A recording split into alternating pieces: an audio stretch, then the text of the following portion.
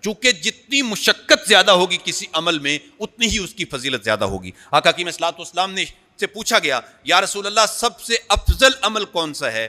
تو فرمایا جس میں سب سے زیادہ مشقت ہو وہ سب سے افضل عمل ہوتا ہے۔ اسی طریقہ سے آقا کی صلوات والسلام سے عرض کیا گیا یا رسول اللہ سب سے افضل صدقہ کون سا ہے؟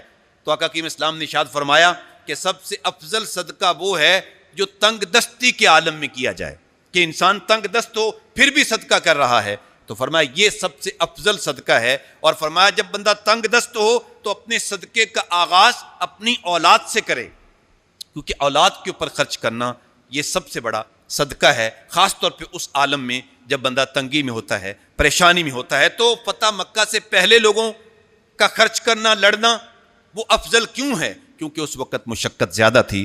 اور مفسرین فرماتے ہیں کہ یہ آیا کریمہ حضرت سیدنا ابو بکر صدیق رضی اللہ تعالی عنہ کے حق میں نازل ہوئی کہ انہوں نے سب سے زیادہ مال فتح مکہ سے پہلے خرچ کیا۔ وَكُلًّا وَعَدَ اللَّهُ الْحُسْنَى، باقی اللہ تعالیٰ جل شانہ نے اپنے تمام نبی کے صحابہ جو ہیں ان کے ساتھ جنت کا وعدہ کیا ہوا ہے۔